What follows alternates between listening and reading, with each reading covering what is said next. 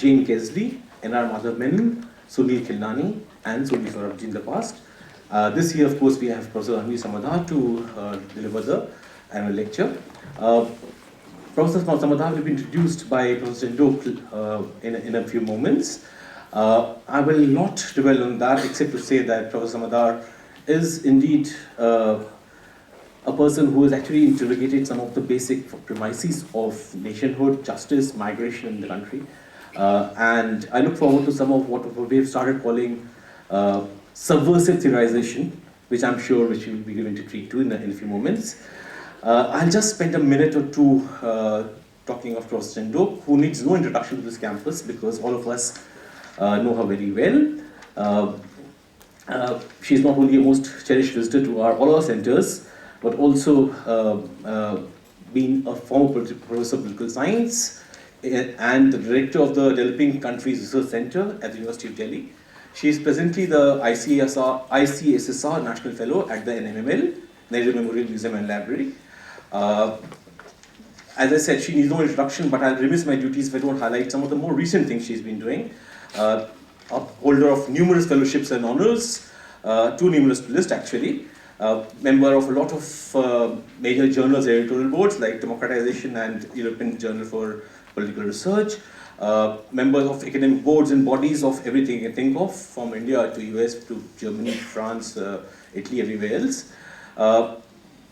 It's more interesting for us, I think, as researchers and teachers and students here, that when we are still thinking about what civil society really means. She wrote the magisterial book, State and Civil Society, which we have all, I think, read it many times. We're just about grappling with that theorization when she says, conceits of civil society in her next book, third book after that, interspersed for a brief interlude by a book on secularism. These are basic readings which we teach our students in the class all the time. You cannot study civil society without her books being basic readings. You cannot perhaps start thinking about state and its role in welfare, her most recent project, without reading some of her writings. So it's indeed a privilege to have somebody like her to chair today's lecture. And as I said, I'll not take very long, except to invite her to chair the session and continue proceedings today. Professor Chandhoke.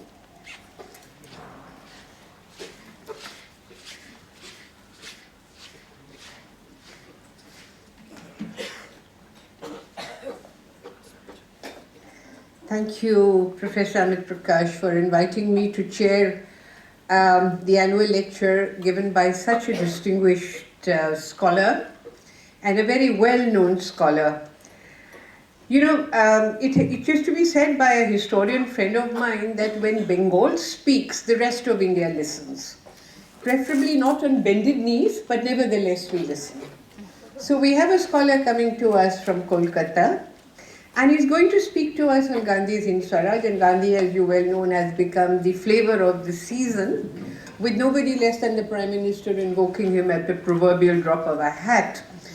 I do not know what has happened to Gandhian philosophy with all this overextension and the overuse of the name of Gandhi and of his works, but we look to Professor Samaddar to enlighten us on this issue.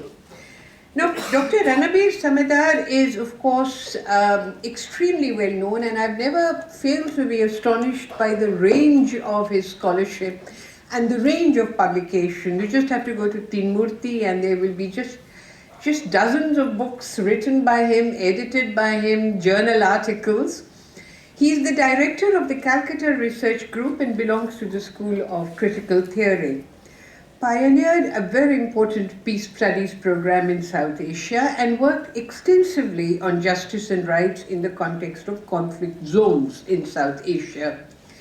His much acclaimed The Politics of Dialogue, which was published by Ashgate in 2004, was the culmination of his intense preoccupation with ideas of justice, notions of justice, with the idea of rights, and with the prospect or the non-prospect of peace.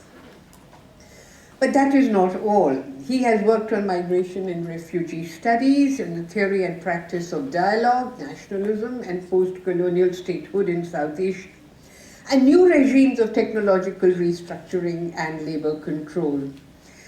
Many of his works, whenever I have picked up something written by Professor Samaddar, is evocative of a whole range of post-structuralist theory, post-colonial theory, ranging from Foucault to Bourdieu to a whole range of other French philosophers, but he has very, very creatively fashioned these theoretical insights to the specific historical situation of South Asia. He's authored a 3-volume study of Indian nationalism, provocatively titled Whose Asia Is It Anyway?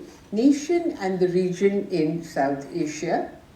The Marginal Nation Transborder Migration from Bangladesh to West Bengal, and a biography of the Indian nation. Of course, the publication dates are serial.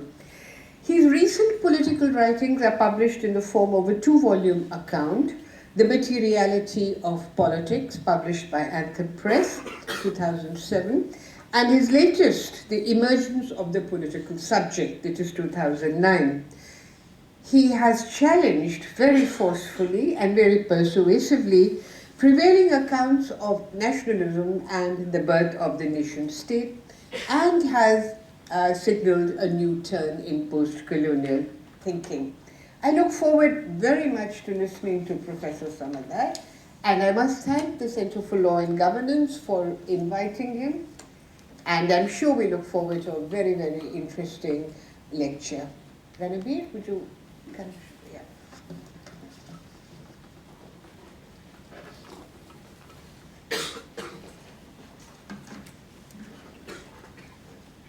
Thank you, Neera. It was embarrassing. My thanks to the Center for Law and Governance for inviting me, and I'm quite sure that I'm not really equal to the honor that the center has decided to give on me. And also, Hind Swaraj is something that we know many people have written of, and therefore there was this suspicion in my mind. Doubt still remains that whether I'm biting more than what I can chew. But let's see if there is anything new to tell on that.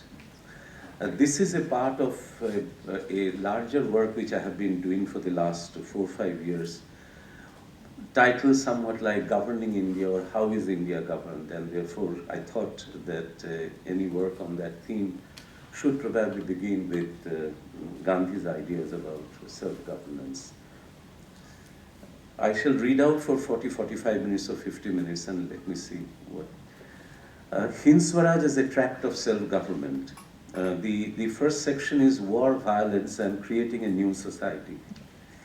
In the late 19th and early 20th century, in colonial India, it was an anxiety about war and violence, and a need to take a stance about war and violence that determined principally, if not wholly, the attitude towards the emerging nation form.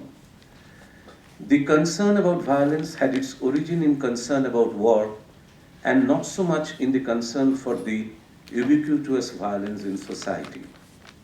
Violence and war became a crucial gradient in determining relations in colonial India between various emerging national groups, classes, communities, and increasingly individuals. And this was not surprising considering that almost 150 years of wars had dominated the immediate history of the land. It is not that there had not been wars earlier, all kinds of wars, dynastic, wars of succession, local mutinies, battles over emergence of a new kingdom, invasions from abroad, trade wars. We can include all these in the earlier wars, had preceded British rule in India. But this was a matter of kings and princes. Occasionally it concerned local advices of the ministers, advisors, and the knowledge class, but it was not a matter of concern to general social thinking. But colonial wars, principally the mutiny of 1857 and other revolts, and consequent pacification campaigns throughout the 19th century changed all that. Political thinking that emerged in the shadow of this more than century-long violence was around the question, namely, if war had marked the decline of an empire and had brought in a new power, and indeed was now producing the nation, what should be the attitude towards war? and by implication the colonial power that was unleashing the all-consuming wars. A discourse of war, as distinct from a discourse of right, made the incipient nationalist thinking in the late 19th and early 20th century India characteristic of what it was. It certainly articulated the idea of nationalist right, but it had little of the contractarian thinking that had marked nationalist thought elsewhere. Therefore, whatever variety you may think of the ideas in the Wahhabi movement, proclamations of the mutineers in Delhi in 1857, Syed Ahmed Khan, Bankim Chandra, the pamphlets and the journals of the militant revolutionary groups such as Jugantar, they had no trace of the idea of contract and rights derived from and guaranteed by the new rule. This historical intelligibility of that time tried to make sense of events such as the collapse of the earlier empire and the advent of the new rule, in short, the fact of British conquest of the country, legitimized by the Queen's proclamations of 1858. Therefore, war more than rights constituted the principal pillar around which the historical intelligibility of that period developed. It was later that right, that is to say national right, which meant rights not under the rule but against the rule, to evict the rule, took concrete shape. Gandhi's Hind Swaraj 1909 appears in that period of overwhelming concern about war and what to do with war and violence, a concern that conjured up the great fear that nation would be caught up in a war without end, and therefore human relations, also national relations, would be of the order of violence and domination. This had twofold implications. How could the emerging nation become sovereign without dominating or being dominated? And second, in what way could the nation be governed so that she could claim that she was governing herself? That is to say, a government without domination. In this inquiry, a peculiar kind of historical discourse emerged, of which the Hind Swaraj was a major text in which the past and the imagination of the future of the nation were irrevocably linked with the issue of war and peace. To be truthful, the past was suspended in Hind Swaraj. The idea of what the country should be had sprung as if from a void. No past of self-rule, no past of power and domination, but a deep void created in the wake of colonial conquest. The moderates and the extremists in the Indian National Congress may have had various differences, but violence and disobedience were the principal issues at stake. Not that the discourses of these two camps were clearly articulated in that manner, and Gandhi and others in fact combined disobedience with non-violence, thus blunting the strategy of Aurobindo and others of combining disobedience with violence. But war remained right up to the Great Partition Wars of 1946 to 48, the principal issue of contention and anxiety, with camps and persons at times switching sides. As we know, the problem of war was not destined to fade away as an issue in anti-colonial thinking, precisely because the anti-colonial struggle was never simply violent or only non-violent.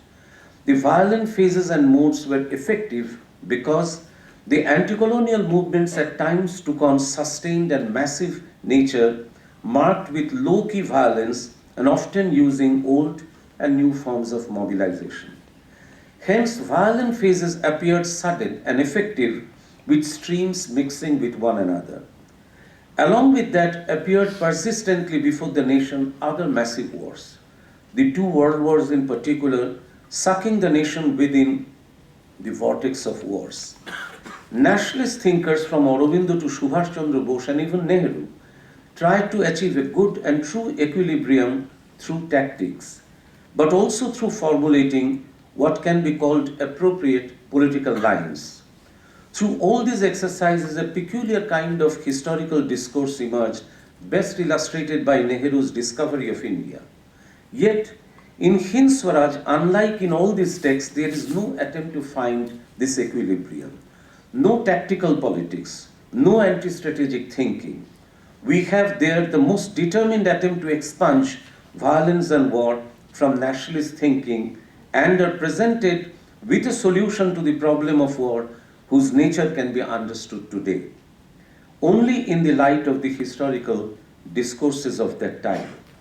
At this stage, it is enough to mention that war as a problem for mankind, in particular for India, is inverted in that book through posing morals to war, which was contradictory to various strands of earlier thinking that had traditionally combined the two right from the writings of the Mahabharata, so much so that in Hind Swaraj a particular kind of attitude to morals and governance takes the place of war and tries to achieve a state or condition where the equilibrium will not be needed.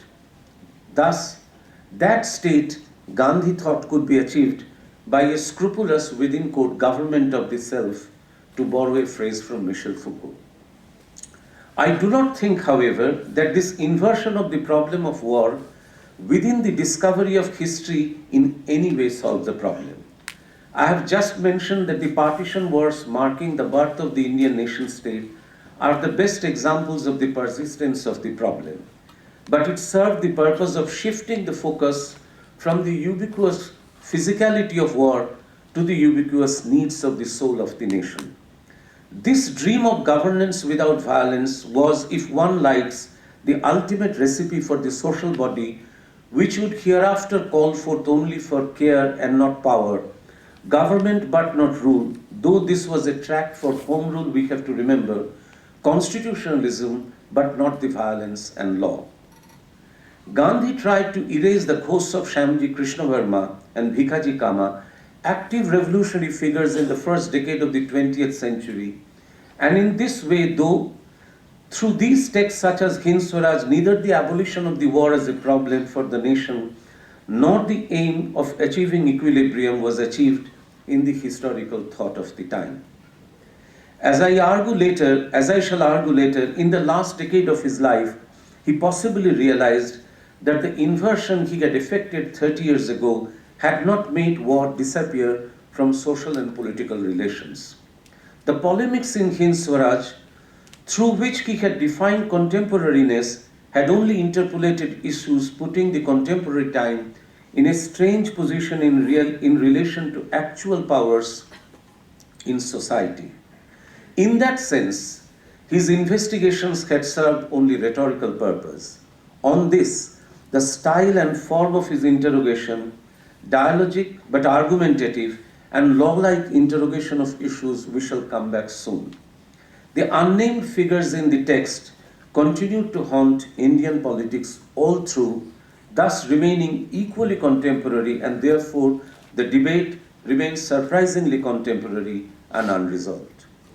From 2009 onwards, beginning with the book's publication centenary, there has been a spectacular resurgence of interest in Gandhi's Hind Swaraj. Yet, centenary of the book, there is surprisingly little attention to the historical facts that had shaped the tract and made it the text of governance contingent on certain conditions of the time. The next is the arch for truth and self-government. Because the ideas of Hind Swaraj came in Gandhi's life and mind amidst his experiences and interactions abroad, and it was composed on a sea voyage, the nation, the Hind, which emerges through his early political life and travels, has very little to do with the actual nation form India was taking. Gandhi refused to have the nation marked with violence and war. Therefore, Hind Swaraj invoked a particular kind of sensibility about peoples getting caught in war, violence and rule, and this sensibility was more a product of transnational thinking than one of universalism of classical Indian thought. The anxiety of war and violence in Hind is not related to a determinate nation state or a particular territory, but an indeterminate people down with modern civilization whose chief markers would be violence, war, competition, speed, and professionalization of human activities. Swaraj similarly evokes a principle of autonomy in the form of a deterritorialized freedom marked by the ethical practice of the individual, with self-mastery and self-discipline as the two most important anchors. For self-mastery and self-discipline, not right but duty became important. Hence, on one hand, he defined home rule as opposition to alien rule and an alien presence that wanted to force war and domination on peoples, and therefore he wrote, referring to Macaulay's Minutes of Education, within quote, "The foundation that Macaulay laid of education has enslaved us. Is it not a sad commentary that we should have to speak of home rule in a foreign tongue?" Unquote. But on the other hand, he had to remind his readers in the same tract, within quote, "Civilization is that mode of conduct which points out to man the path of duty," unquote. Within quote again, "The English have not taken India, we have given it to them.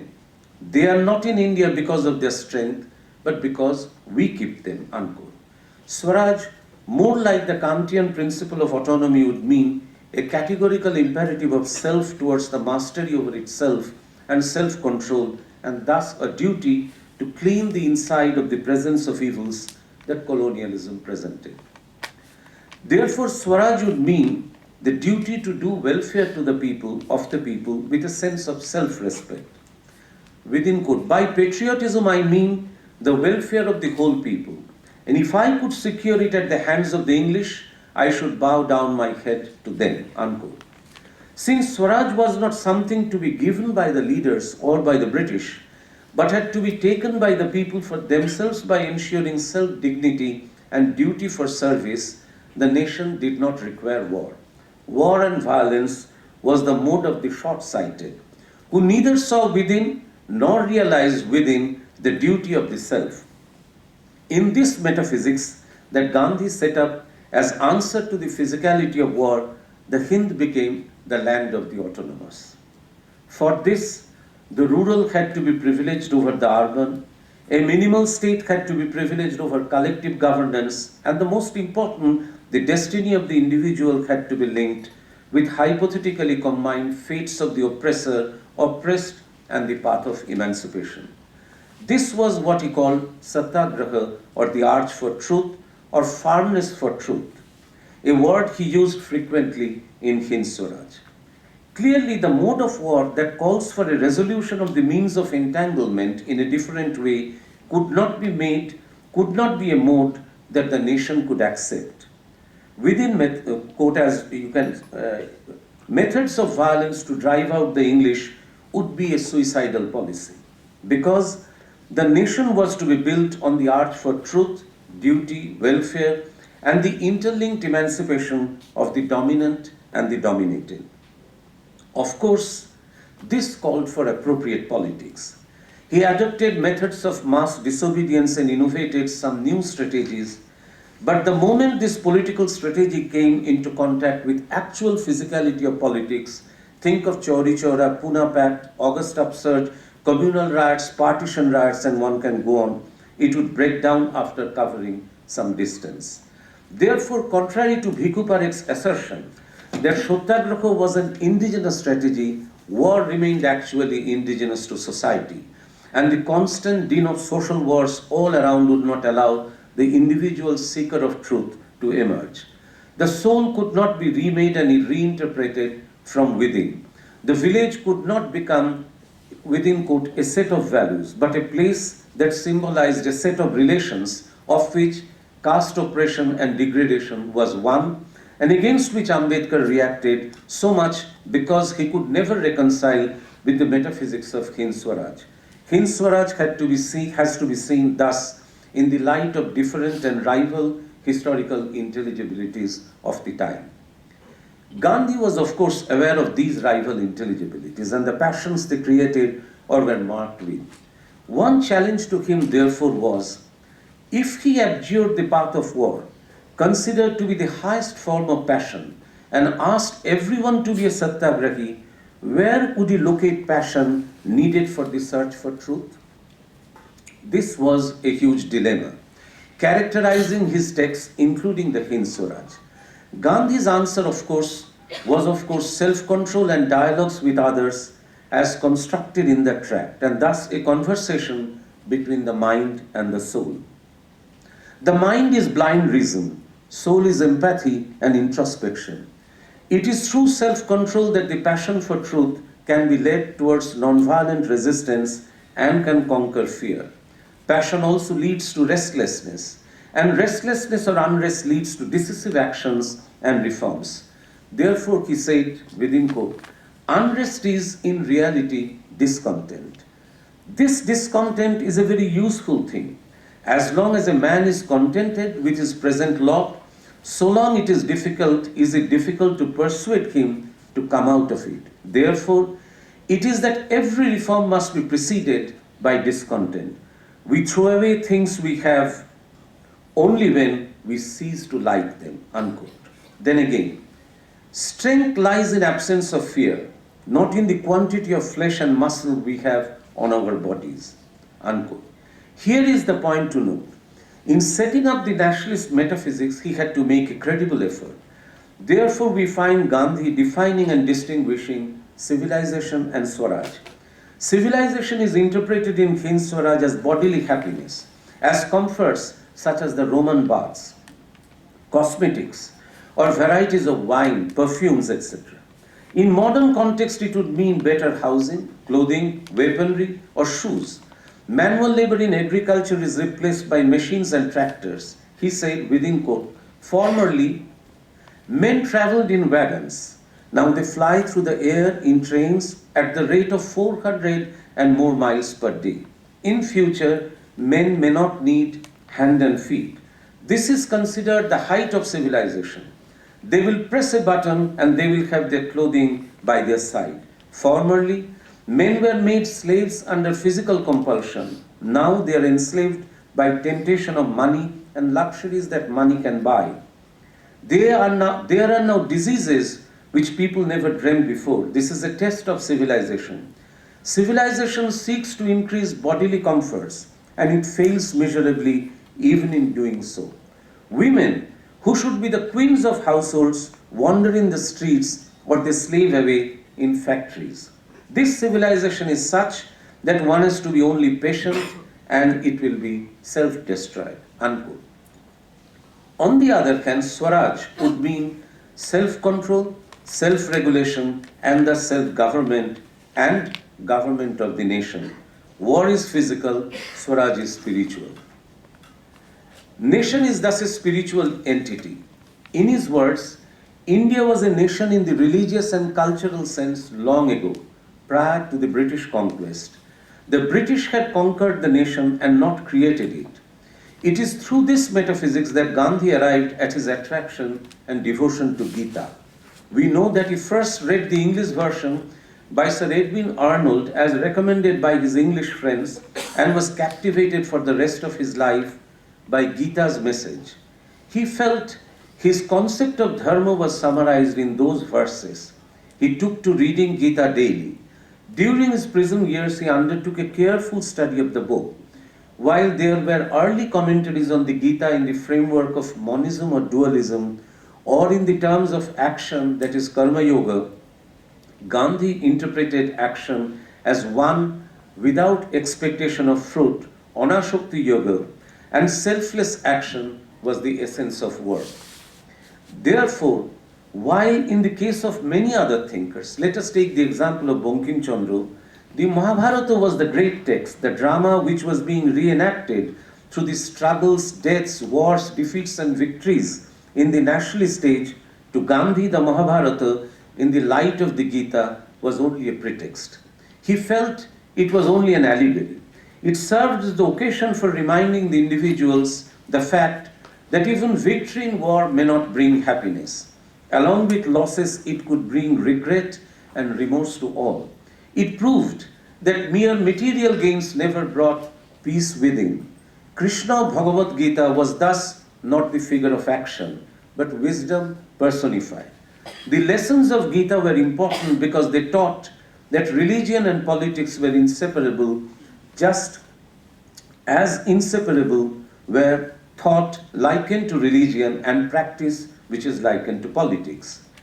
They legitimized the concept of satyagraha, relentless search for truth, which involved purifying vow and action towards truth. These two combined ensured control of self and detachment. We have to remember in this context, however, that there were other discourses, probably equally attractive, on Gita at that time, as the prison reminiscences of Bengal revolutionaries tell us, which dealt with the themes of action, desire, deaths, struggles, and the role of the self in all this, and which attempted to bridge the gap between an action-oriented interpretation of Gita and the theory of Anashakti Yoga. These rival intelligibilities, expressed in other writings of the time, for instance in Bankim Chandra's writing, or specifically in the writings published in Jugantar, help us to understand why only in the context of the great battle of the nationalist discourses, Hind Swaraj makes sense as an important text, but not without taking those great battle of the nationalist discourses into account. Now the last section, social violence in contemporary India and historical resurgence of interest in Hind Swaraj. This question also helps us to understand why suddenly in the late 80s of the last century, Hind Swaraj became, to many Indian thinkers, the text of the century. Bhikhu Parikh, Ashish Nandi, Thomas Pantham, and several others appraised Hind Swaraj as the great text of anti-colonialism and indigenousness, cultural protest against alien rule, the expose of the scandal called modernity, and a call to purge the native self of the enemy within, whose boundary with the enemy without was blurred. Post-colonialists rediscovered the text, jumped over the rediscovery, interpreted and reinterpreted it in the closest manner, so much that ascribed intentions, interpretations, and the supposed great results were seldom checked against the grain of the historical development of the thoughts of that time. We have already indicated that the second half of the 19th century and early 20th century produced in India the discourses of violent anti-colonialism, militant nationalism, pro-labor thinking, socialist ideas, religious nationalism, race and counter-race discourses, parliamentary nationalism, anarchist thinking, and millenarian nationalism. In all these, two questions had been paramount. The question of war, which is to say the issue of the method of evicting alien rule, and the possible philosophical basis of how the nation was to be governed once freedom came. In other words, the nation form. These two questions were linked. Nationalist thinking therefore called for a program which combined in it the two great questions of how and why. Gandhi was quick to see the connection. Hence, what he produced became in no time a manifesto. If there was to be least government and only government of the self by the self was to be the reason of the program of replacing foreign rule, then war was to be banished from nationalist thinking. This was because war occasioned social conflicts that would then engulf and eventually destroy the self and along with the self of the nation. This was Gandhi's response to the question of why, while he responded to the question of how by his idea of satyagraha. This was precisely the same impulse and anxiety in the aftermath of the national emergency in 1975-77 and in the wake of the violent caste wars that engulfed the northern part, particularly of our country, from 1978 to 85. Agrarian insurgency, urban revolt and ruthless suppression of them by the same armed forces, generally state armed forces, generally known as Naxalite violence, that led these thinkers to bring Hind Swaraj back in the center of the reformist thought in India. The materiality of the social war was to be met with the metaphysics of Swaraj. Indian thought was to be reformed in this way. It is interesting to read the way in which Ashish Nandi interprets in The Intimate Enemy the epistemic revolution that Gandhi sought to create in nationalist thinking. As we have argued, Gandhi wanted to achieve this change by way of banishing war as a mode of anti-colonialism and installing a moral and evangelical orientation to the nationalist project. through linking nationalism with the responsibility of changing the heart of the colonizer. Hind Swaraj is replete with instances of that strategy. Gandhi, of course, did it first by underplaying the role of colonial violence and wars of conquest and annexation. Nandi approvingly writes within quote, colonialism is first of all a matter of consciousness and needs to be defeated ultimately in the minds of men. As Gandhi was to so clearly formulate through his own life, freedom is indivisible, not only in the popular sense that the oppressed of the world are one, but also in the unpopular sense that the oppressor too is caught in the culture of oppression. Did Gandhi really construct human nature and society? And Ashish Nandi answers, perhaps the question is irrelevant. As Gandhi so effortlessly demonstrated, for those seeking liberation, history can sometimes be made to follow from myths, unquote. But we know history did not follow from any myth. The heart of the colonizer never changes, it did not change. The British rulers left India without showing any symptom of change of heart, and exactly within a decade of leaving India, they embarked on one of the most brutal suppressions in the history of 20th century colonialism in Kenya, another British colony. In The Intimate Enemy, we have also this explanation that Gandhi used with effect the weakness of the colonized to change the terms of the contest between colonizer and the colonized, which explains why he took the said positions in Hind Swaraj. Therefore, in Nandi's words, within quote, Gandhi's non-violence was, Nandi argues there was a design. The design was to use cunningly West's dictum of non-violence against the violence of the West. The Intimate Enemy is an engrossing text. It suspends, as Gandhi did, history. Erecting the colonial world at the age of psychology, the text makes interpretation to a new height.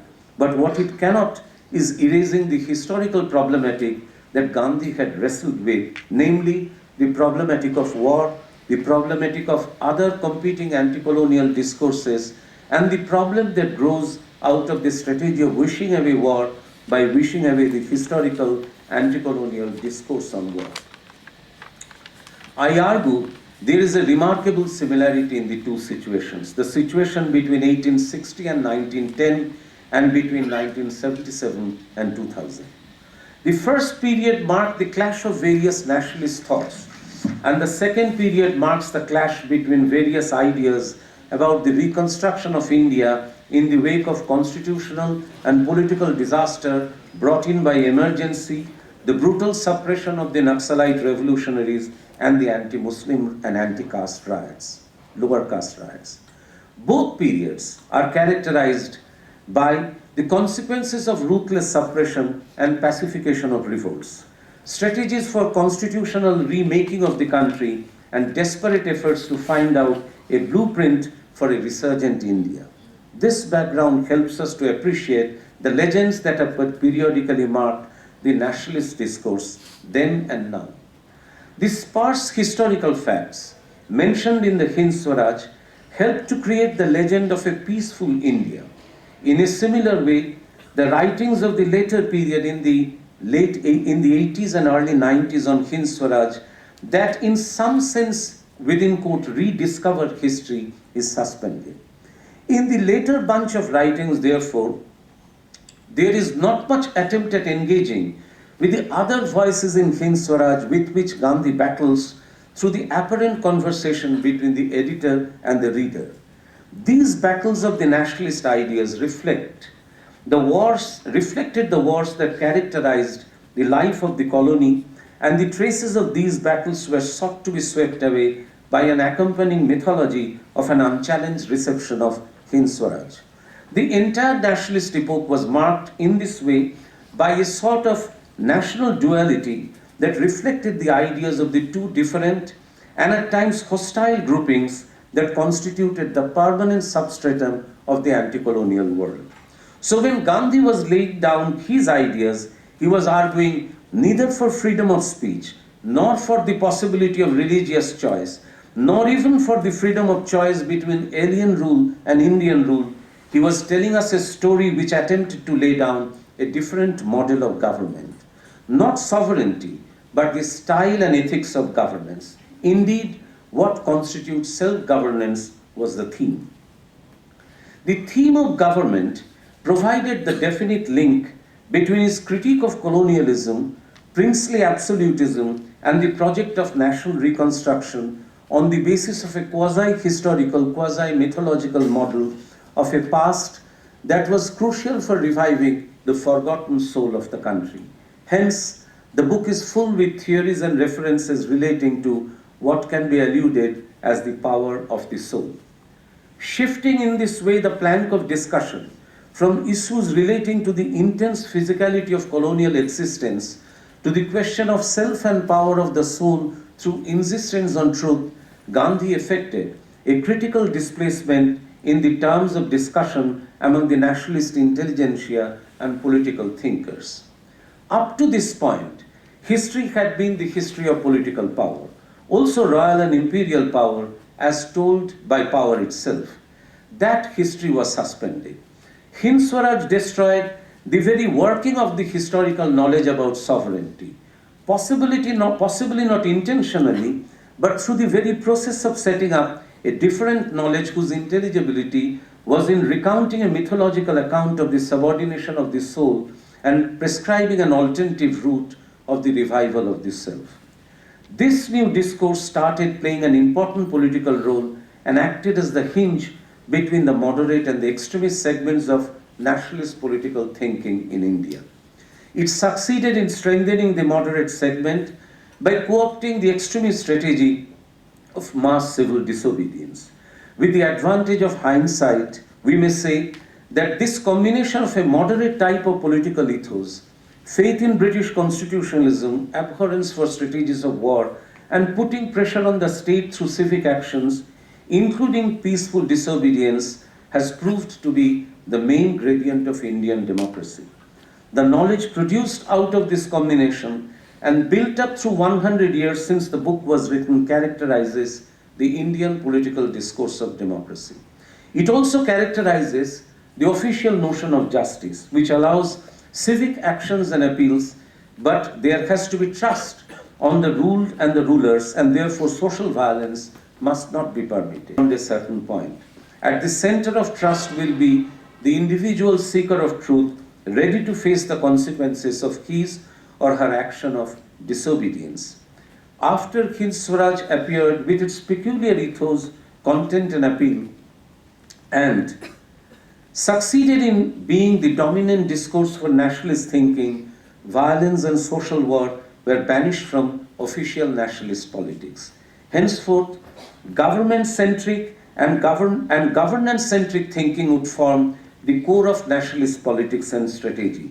Violence became the other scene of politics. This is how a new type of political discourse and historical knowledge of democracy emerged on the Indian scene. The appreciative, interpretive, and endorsing literature on Hind Swaraj that appeared in the last 2 decades of the preceding century reflects that historical knowledge.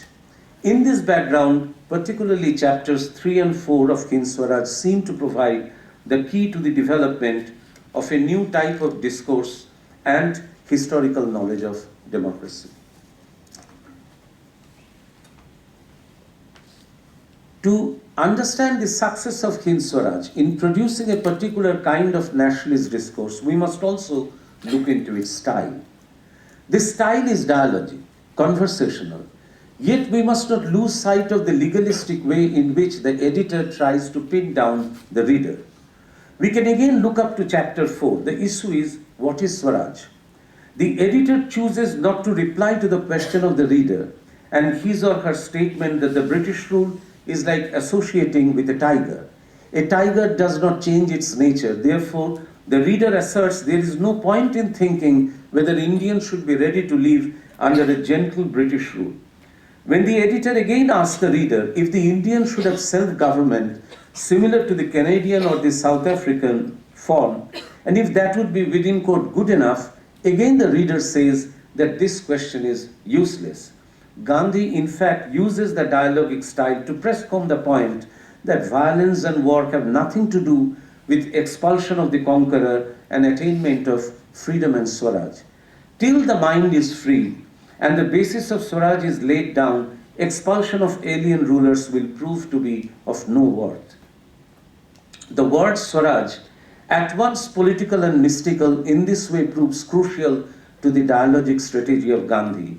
By using the word Swaraj, new to political, Indian political vocabulary, and making it central to his argument, he manages to sideline many other contemporary ideas. So what is Swaraj then? Is it home rule, that reviled word to the nationalist revolutionaries? Is it freedom? Is it independence? Is it autonomy? Rule of the self? Government of the villages? Government of locals or localities? Or is it rule of the Indians as a collective self?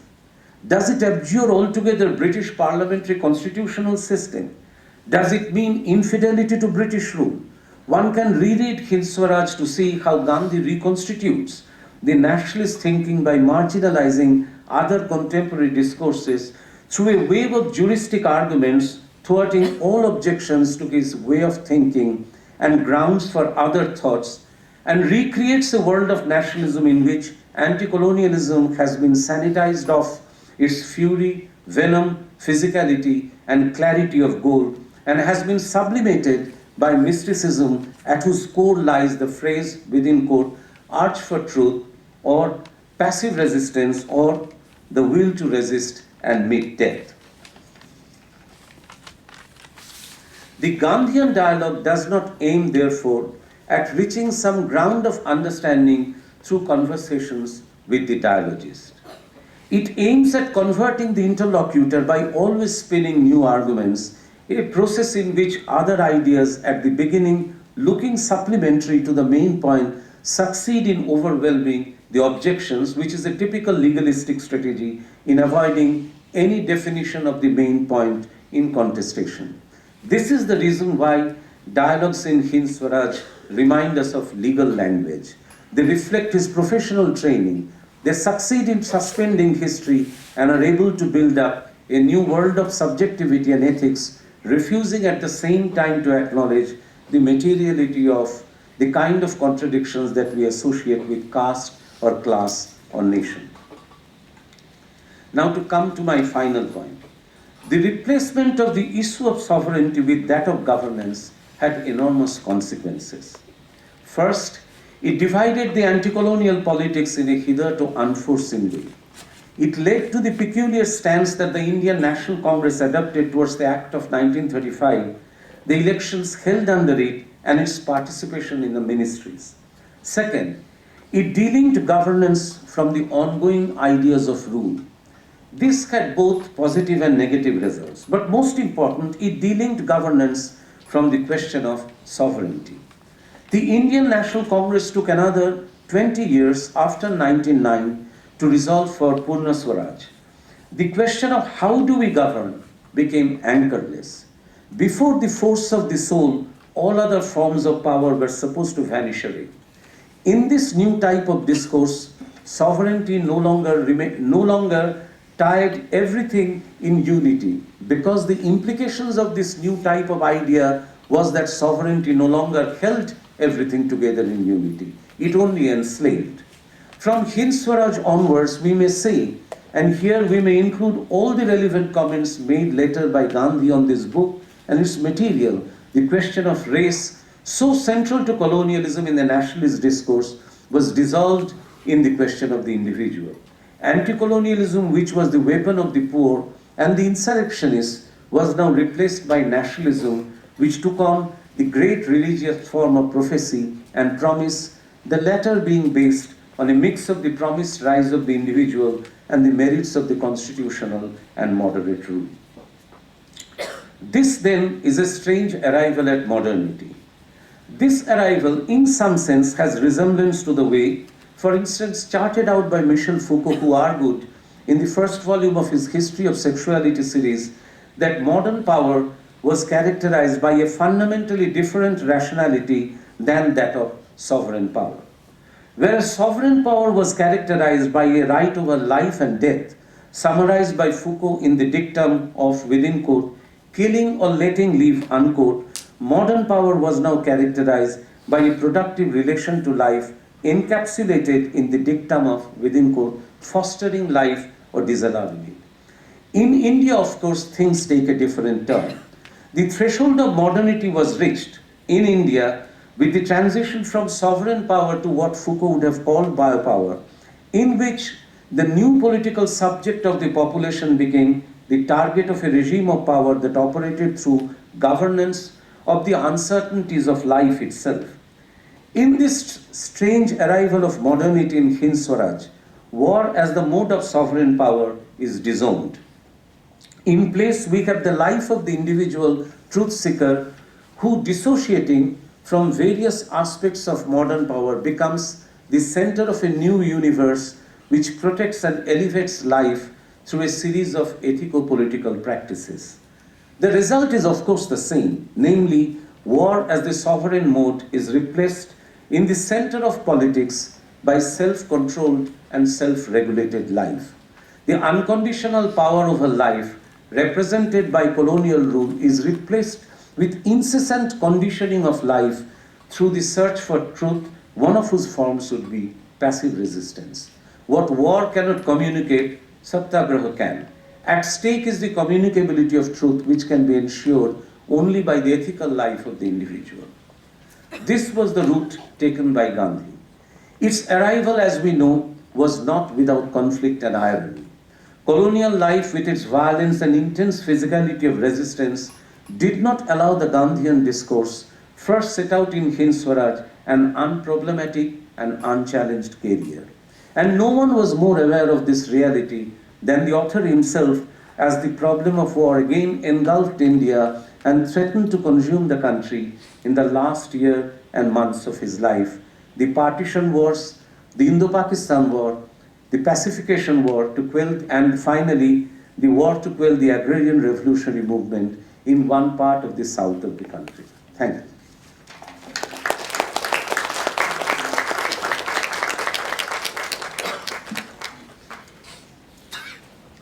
Thank you, Professor Samaddar. After that magisterial and wide-ranging analysis, interpretation of Hind Swaraj, my comments can only be in the nature of a footnote. But I was struck by something Professor Samaddar said. He said, Gandhi's Hind Swaraj gave a new impetus to the politics of the moderates and kind of reinvented that entire strain of the national movement. And I think in order to understand how and why this happened, we have to appreciate the exact empirical context in which Hind Swaraj was written. The context was the murder of a British official, Curzon Wiley, by a young man called Madanlal Dhingra, India House, London. India House, by the beginning of the 20th century in London, was like, it was overcome by the politics of celebration of violence.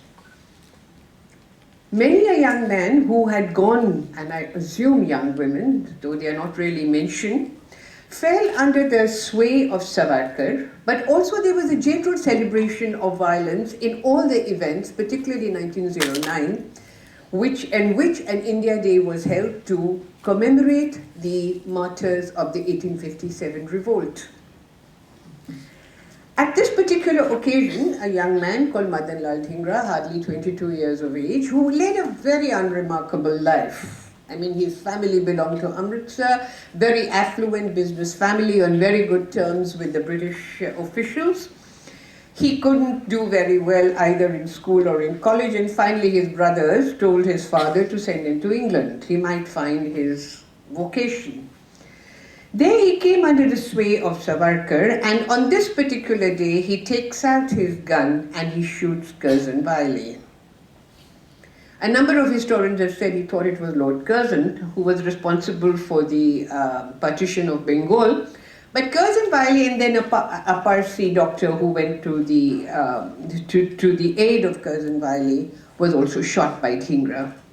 Now, there is a university which has been named after Madanlal Dhingra. It always confuses me because he was really one of the most confused young men that you ever encountered in the annals of Indian history. He had no particular understanding of Indian politics, but his dedication, his coming under the sway of Savarkar, who was a great orator and a defender of violence at that part of his life, mirrored many a young man in India at the turn of the 20th century who started believing in the politics of violence and in violent politics, in revenge as a only way in which to break British power, which had really launched on a completely amoral project of exterminating any kind of opposition after 1857. And this cult of violence begins with the Chapekar brothers in Maharashtra and then spreads to Bengal.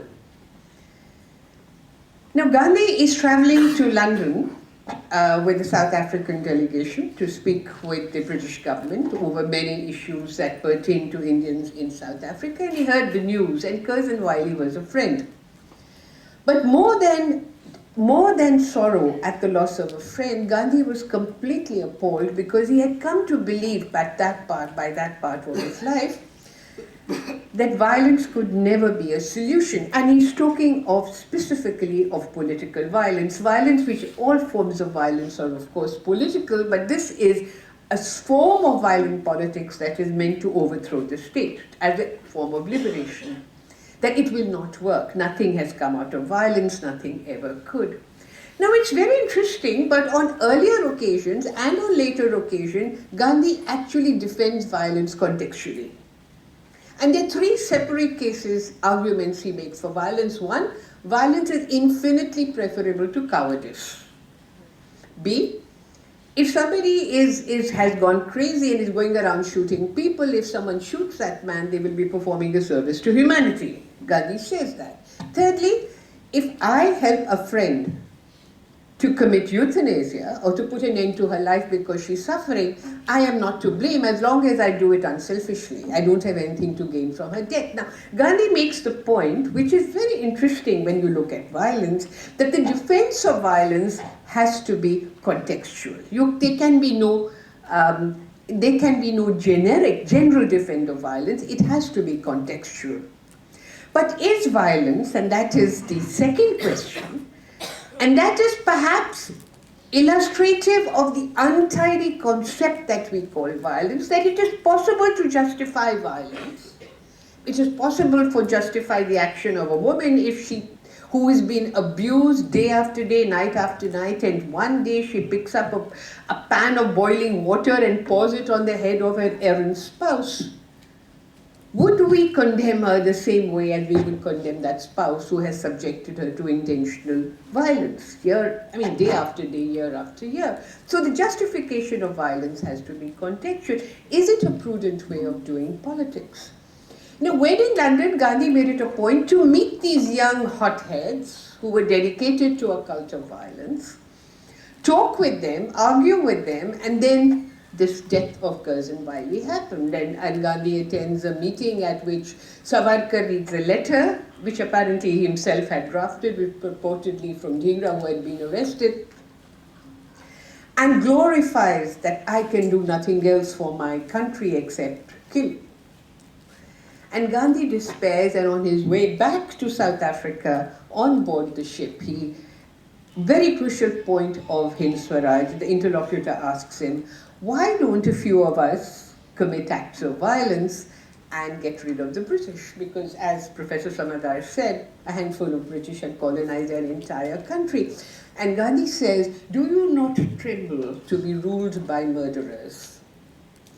Many, many decades later, Frantz Fanon, in the context of Algeria, makes the same point. It is possible to defend violence because that is the way the native asserts himself or herself against the violence of the colonizer. And Algeria, a settler colony, violence took a very brutal form.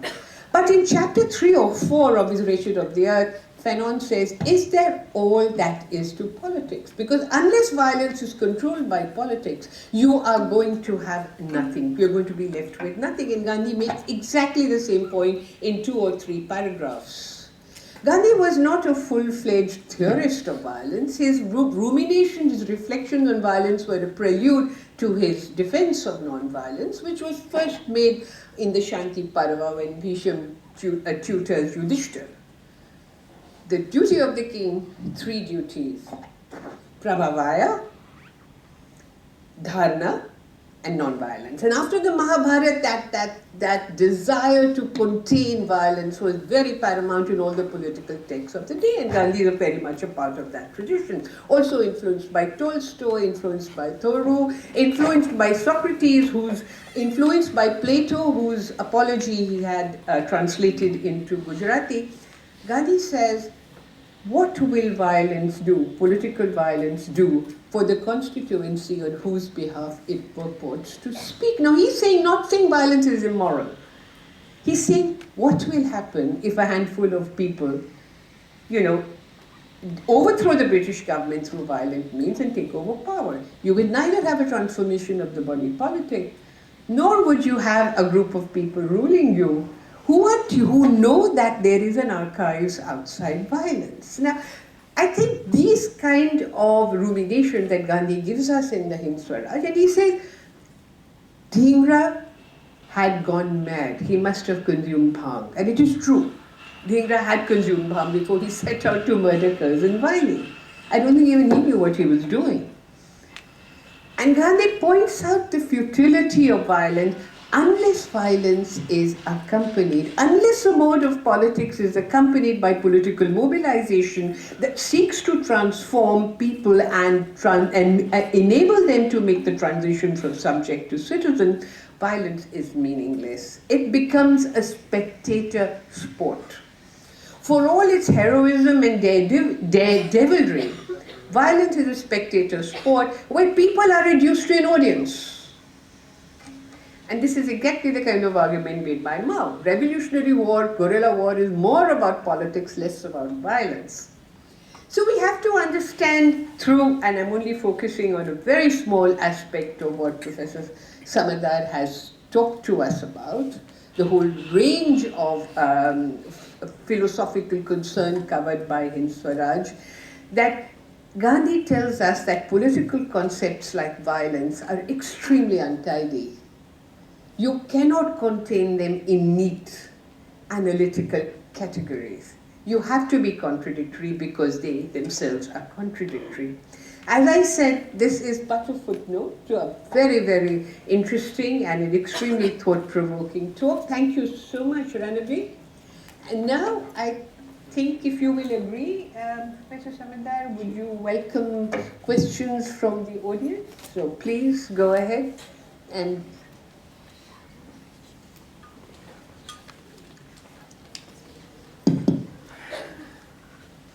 thank you for your questions. There are some of these were observations.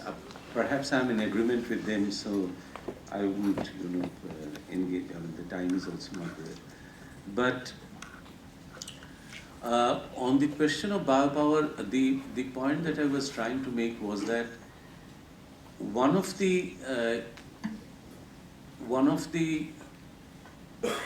features of what is called or termed as biopower would be where we devise modalities to keep life continuing, not ending life.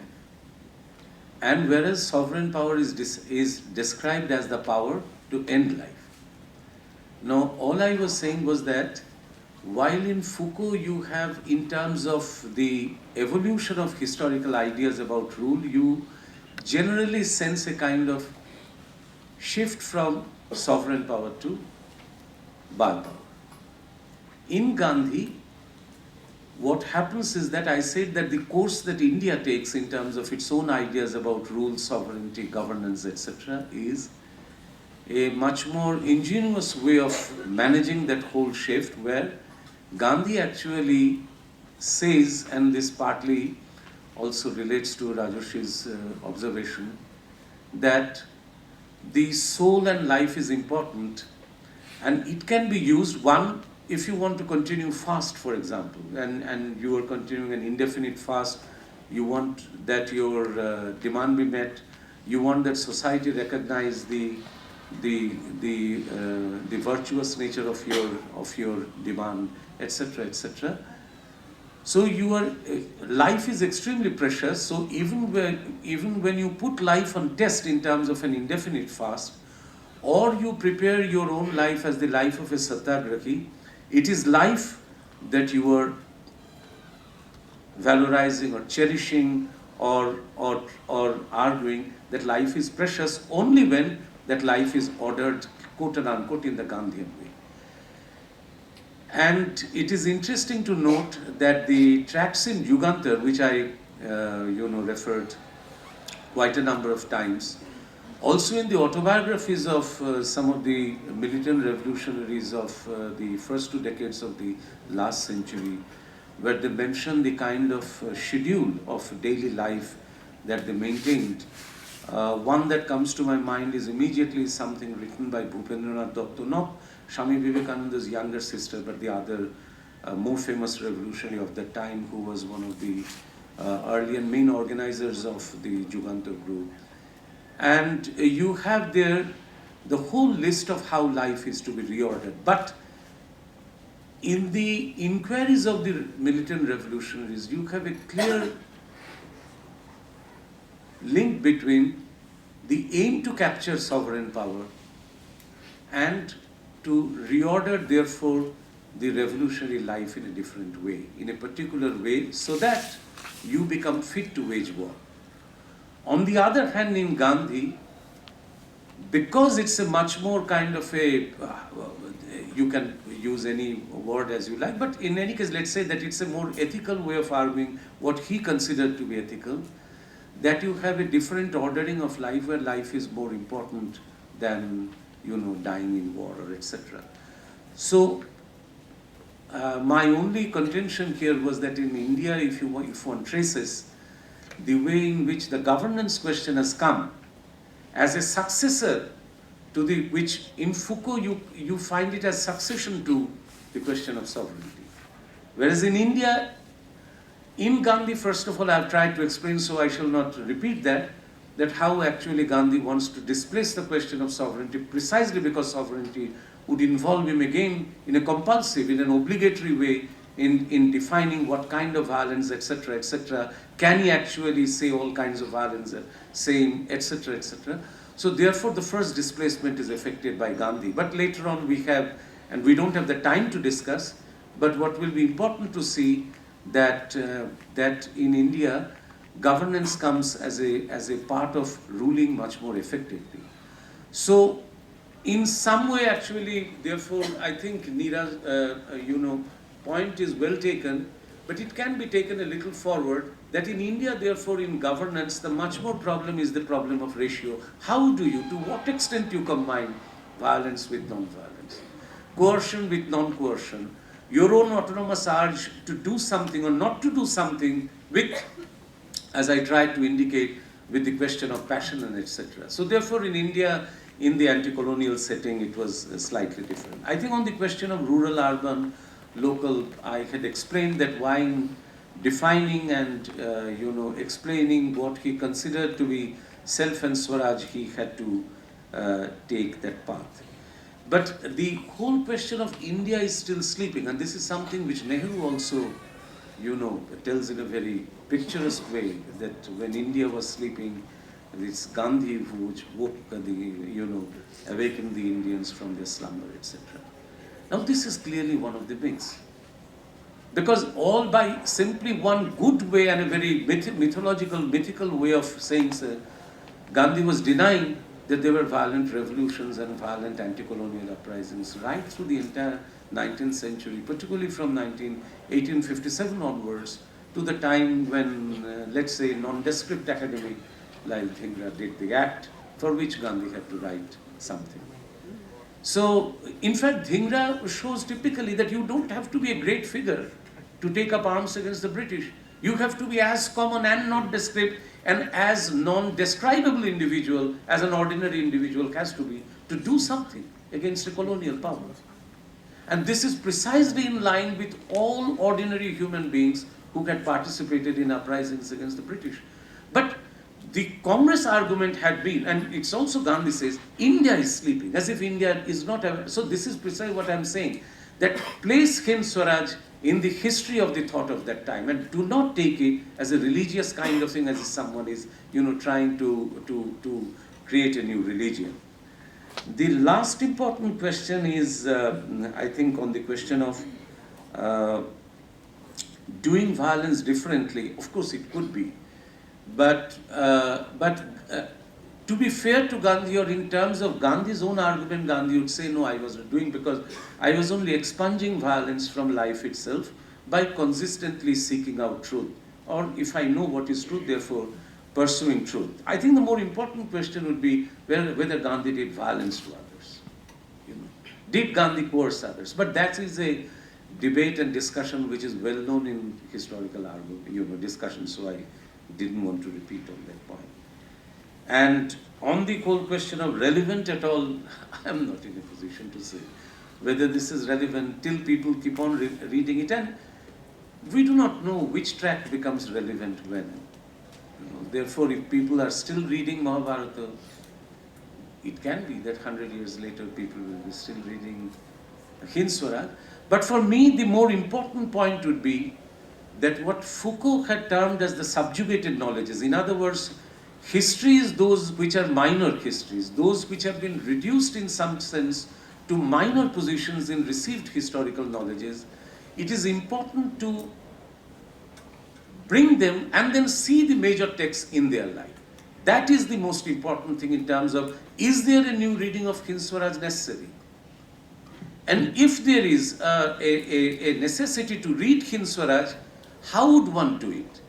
And that is where I wanted to argue that it is through the other texts that were there at that time, and those which have in some sense been exiled from the knowledges of what the nationalists were thinking, except that in sociological readings of textual texts, we bring them out. But otherwise, we never posit Hind Swaraj in the mirror of, let us say, Jugantar or Anushilan texts, or in the mirror of certain other very important writings of that time. Indeed, I would end with that in Jugantar, one of the contributors, who was also in England at that time, whose name was Hemchandra Kanungo, and who was the first Indian to get the instruction in England and subsequently to France on how to make bombs and how to read the encrypted writings of the intelligence agencies. Hemchandra Kanungo, disguised as a madman, and he used to say Unmader Jawab, which means the reply of a mad person as to what alien rule is and how to get out of it. So that is the point, that what were the minor texts of that time, what were the subjugated knowledges of that time, in the mirror of which it is necessary to reread always the major and the successful texts of that particular period. Thank you very much. I'm sure there are more questions, but you could always surround them at the tea that is going to follow. I've been promised it's quite a treat. So, and interact with Professor. Thank you, RANABIR. It was really a treat. So, I'll hand the... Javier, may I invite you to give the vote of thanks?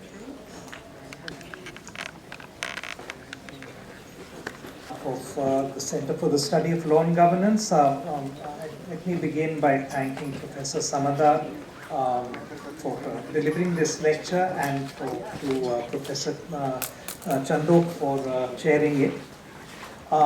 These are difficult times as far as funding goes for academic events in the university. Nevertheless, the university gave us some support and funds for this event, and I thank them for that. The convention center and the team which runs the place have been very, very helpful and good with the arrangements. A big thank you to them. The office staff, Mondal Meena, Anju Gupta and Sunil Kumar worked very hard for many of the logistic elements of today's program. And they were also assisted and helped by a whole series of students, Mary, Dwayne, Ghana, Ravina, Nainitya, Pankaj, Swasti, Andrew, Mukesh, Sukanya, Devalina, Jimut, Sulila, Indrani, Kavya, Garima, and Mukesh and Jimut. A very big thank you to all of you, because it's because of your efforts that this event was fructified. And finally, I'd like to thank my colleagues, Professor Amit Prakash and Dr. Pratiksha Bakshi, who have also been working on to make this a successful event for a very long time indeed. Thank you.